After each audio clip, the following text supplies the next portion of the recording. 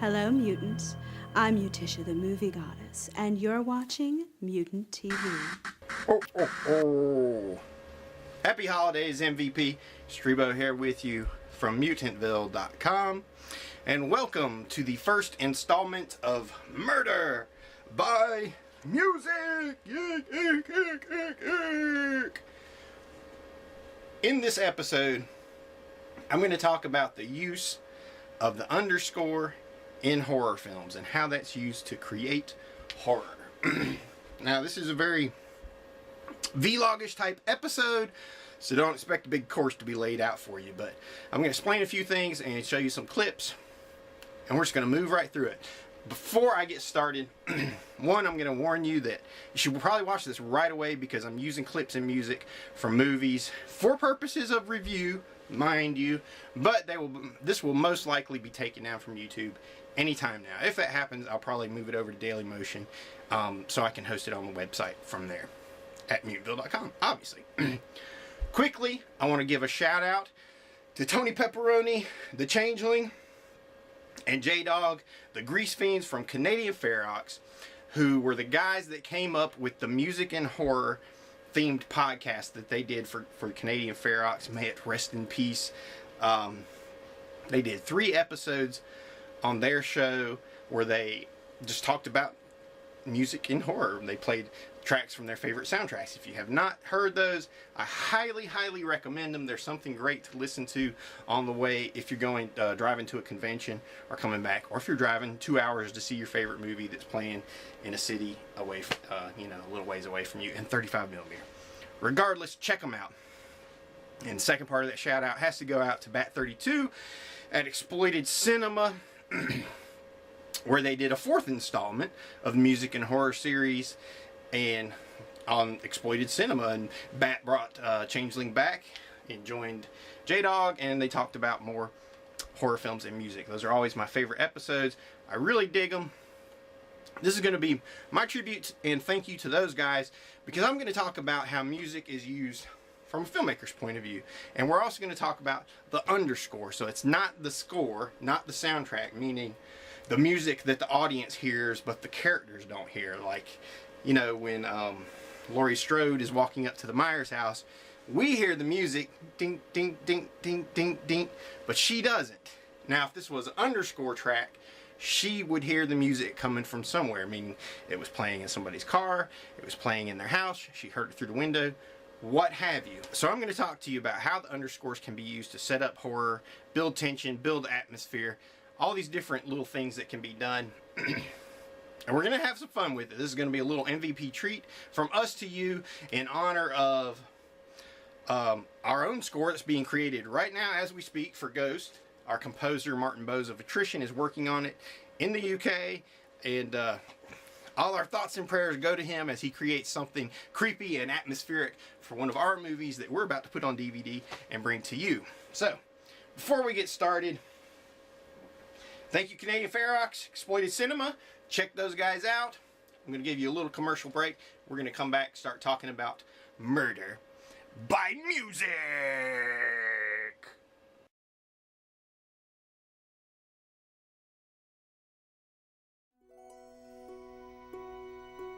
The best location has just fallen right into our laps. I want to take the ghost team up to this opera house in North Carolina. Look at this. The problem is that Ghost is canceled. Do not go to the opera house in Carolina. Only bad things await you behind those doors. Unspeakable things. Don't believe everything that you see, people. There's nothing here that can't be explained by proximity to old electrical wiring or simple illusions caused by the streetlights below. It's all BS. This opera house has less going on in it than your bedroom. Oh, bull on that, Seth. There is something crazy going on here. And I'm telling you right now, it's an intelligent haunting. Intelligent haunting? Music at night? Shadows down the hall? Give me a break.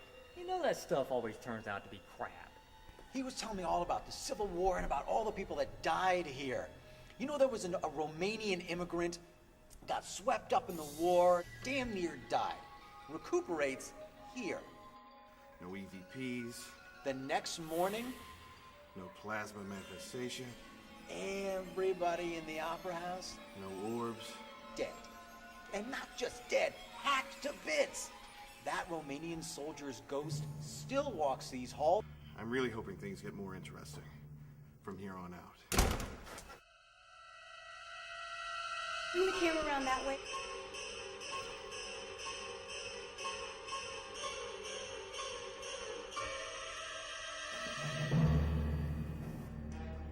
GB, Seth, stop clowning around.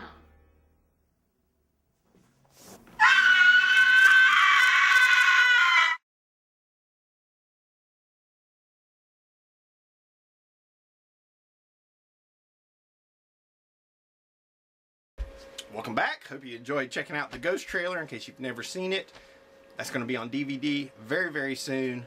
And we're going to be we're excited because we're setting up the big premiere right now. So it's cool to see a project that we worked on for such a long time finally come to term where we can put it out to the masses and you people can check it out. And then after that, we'll have Tales from Mutantville coming out. So exciting, exciting times for us here at MVP. We're just here to celebrate with you guys, our fellow fans, our fellow lovers of cinema, horror geeks, what have you. So let's get started. Murder by Music. Our first movie is Black Christmas, the seminal, well, I don't know if it's a seminal slasher. It was very, very influential, at least upon John Carpenter, according to Bob Clark, because this does predate the seminal slasher Halloween. Directed by Bob Clark, which means, I mean, as far as I'm concerned, unless it was the editor's suggestion, which I don't know, only Bob Clark and his editor know that, it was Clark's idea to use music in this particular sequence. So what I'm going to show you is a clip from Black Christmas. Spoilers, spoilers, spoilers. Okay, if you haven't seen Black Christmas, this is going to spoil part of it for you, but it is what it is. Maybe go watch the movie first, then come back. But these clips are not mine.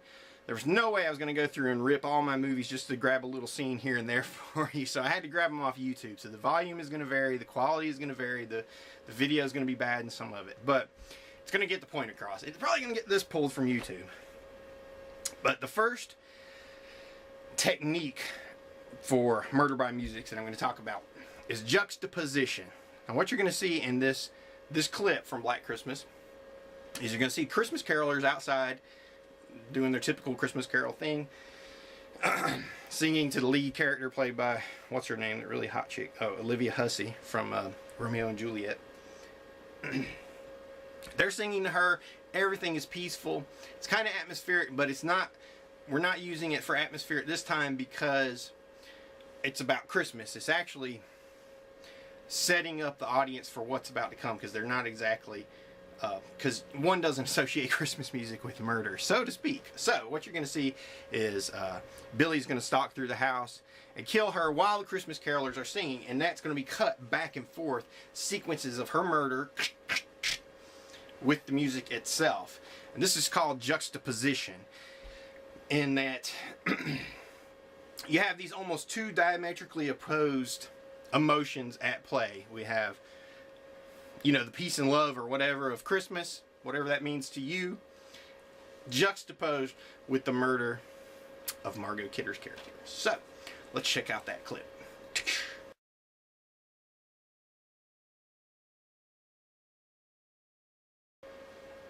Welcome back. See how that works? Have peaceful music, violent murder. Putting the two together makes it far worse than it ever could have been. Like this particular sequence, actually, it builds wonderfully because it actually crescendos with the murder while the lines in the song are "Come let us adore him," you know, at the moments of the murder. So there's one thing about a celebration of life and love at the very moment of taking someone's life. So brilliant use of juxtaposition to create horror. Our next video is Halloween 3. Guess which music we're going to talk about. That's right, this is music in the movie. The characters can hear it. And obviously, it's the Silver Shamrock commercial. Two techniques that use here. We're going to see juxtaposition where diametrically opposed emotions are at play. One is always murder, the dark one, and then on the light side, you know, we have the fun, the joy, just the adventurous spirit of Halloween, where these things are going to combine together like a murderous blend of peanut butter and strychnine chocolate. And the second technique is the ticking clock, because this commercial and this music is used repeatedly throughout the movie. The characters respond to it. Every time it appears, it's a ticking clock, ticking clock. We know something is going to happen at this time. So when it shows up, dun, dun, dun, it just builds the tension. Everything that a ticking clock in a screenplay is supposed to do. Does it quite well. So, check this out.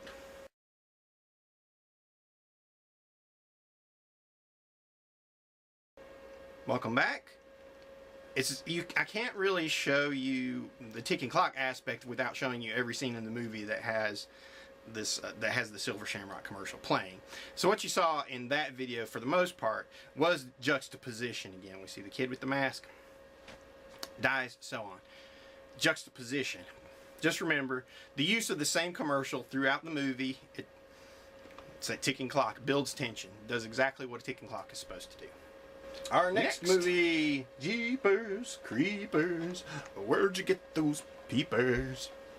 Yes, spoilers for Jeepers Creepers coming up. If you haven't seen it, go watch it now, which is something you need to do anyway, because Jeepers Creepers was rated by Strebo as one of the top 5 films of the past 10 years. Top 5 horror films, that is. At least I don't know about films. I haven't been watching all the other stuff. But as far as horror goes, this was a good one. Now, there's going to be 2 techniques you're going to see here with Jeepers Creepers. Obviously, the juxtaposition. Again, you've got diametrically opposed emotions at play. The second element is tension. In the story of Jeepers Creepers, every time that the characters hear the song Jeepers Creepers, no matter which version it is, they know it foreshadows the arrival of the creeper in some way or form. They hear the song many times throughout the movie, so every time they hear it, they know the killer is coming. We know the killer's coming. So in a lot of ways, it's a lot like Harry Manfredini's score for Friday the 13th. In that once we hear it, we know the killer's coming, and there's tension built. Whereas in Friday the 13th, the characters don't hear it. We do. This one, we hear it. The characters hear it.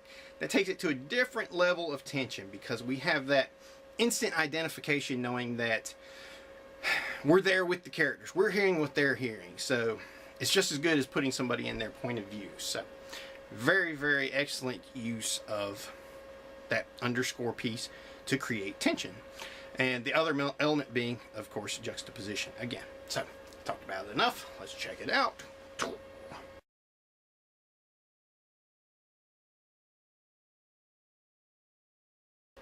Welcome back. Now, in the clip we just watched, that's not actually one of the chase scenes. I had a hard time finding a clip of the chase scenes, and like I said, I'm not going to rip these DVDs just to put one little 3-minute scene on this video, because it's going to be taken down anyway. But this is actually the final scene in the movie. We see a really, really good use of juxtaposition again here, and it also, yeah, we've got that frisson of realizing here we have the song, it's playing, we're in the lair of the beast, so to speak, and so is Derry. So it sets up atmosphere, sets up horror, not tension, not so much, because this is not a chase scene, but again, we have the juxtaposition. And this one, it's almost a little bit too, hammer on the nail, hitting it on the head, as opposed to some of the other uses, because it actually literally says Jeepers Creepers, where'd you get those peepers, and shows Derry without his eyes. But those moments are supposed to create that frisson so that we feel that moment of horror. Up next, we have the use of the 1-2 Freddy's Coming For You song in the Nightmare on Elm Street series.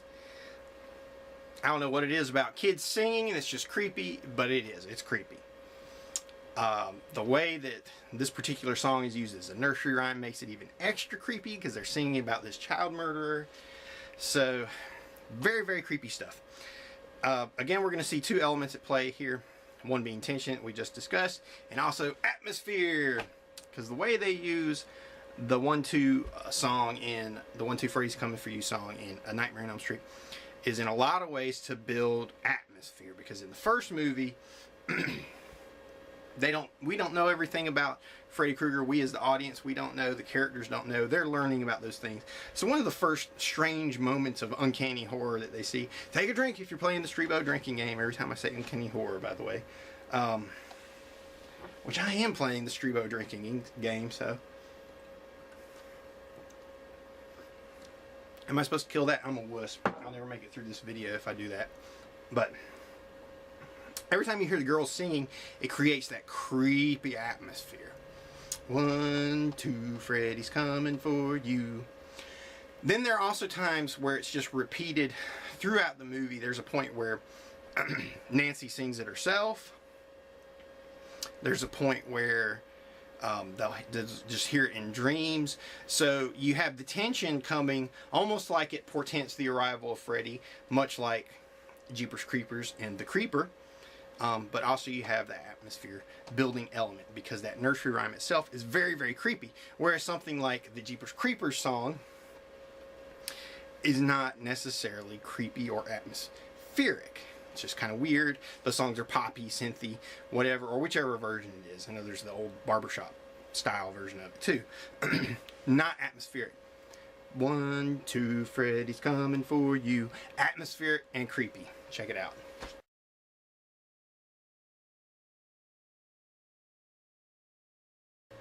Welcome back. Atmosphere, tension. It's used in a variety of ways throughout the entire series. All due to the genius of Wes Craven. I'm sure he wrote that, came up with it. The guy was a humanities professor. He knew about horror. He knew about psychology. Nothing creepier than a creepy children's nursery rhyme. Goes all the way back to Grimm's fairy tales, even though those aren't really nursery rhymes, but they're creepy, scary stuff. Kids can be scary. Singing kids, even scarier. Alright, we're going to close out this special first episode of Murder by Music, talking about one of my favorite films from one of my favorite filmmakers. Ka-chang! A Clockwork Orange by Stanley Kubrick, which we did have the honor of meeting Malcolm McDowell, looking at my signed autograph picture up there, me with him. All praise to Malcolm, we are not worthy. Although I totally fanboyed out when I met him. So, what can you do? But he was cool about it. In this first sequence, we're going to see Singing in the Rain juxtaposed against the violence of the scene. It is what it is. This is just a masterful use of everything we've been talking about. Imagine the scene playing out without the music, and it would be violent, but it might not be as engaging. And now you're going to watch the scene with the music and the violence, though it does end before it gets all the greasy stuff, which is good because this is YouTube, and that would just make this video get pulled that much quicker. But you're going to see that juxtaposition, how it's used to heighten the horror of the moment and increase that moment of frisson where you are horrified because you suddenly realize what is happening, and you're thrown off by this moment of uncanny horror. Do do do do do do. Created by the song Singing in the Rain. Check it out.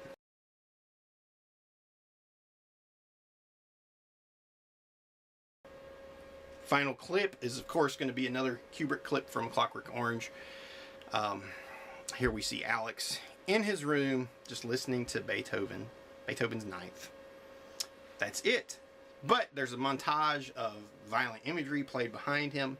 This is another moment of juxtaposition used to reveal emotion of the character. Okay, it's kind of giving you a peek into the subtext, into the subconscious, into the inner workings of the character of Alex. In that it makes it even more demented. He's not listening to a song about murder, okay? That's what I'm trying to get across, like something by Slayer or Metallica or whatever. Kill 'em all, you know?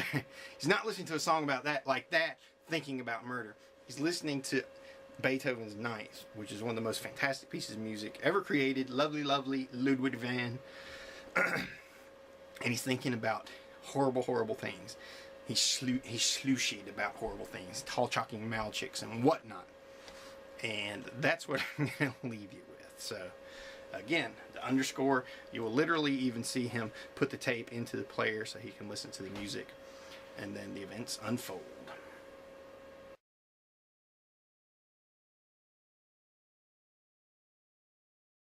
Happy holidays from everybody here at MVP, Mutantville.com. We are still just over a week away from Christmas. We're in a bit of a downtime here at MVP, although we're actually still doing posts for Ghost. Also, Tales from Mutantville, we just sent off Indigo Child to the Nevermore Film Festival with hopes that it's going to get accepted. Keep your fingers crossed. We'll find out after the first of the year. The plan is to get Ghost on DVD and out very, very soon, followed up shortly thereafter by Tales from Mutantville, so it's very, very exciting. Thanks for joining me. This is Strebo from Mutantville.com. As always, we are your #1 source for independent filmmaking, horror, speculative fiction, bullshit fanfare, whatever you want to call it. I don't care. Have a good holiday. Thanks for checking us out. Find us, as always, at Mutantville.com. You're watching Mutant TV.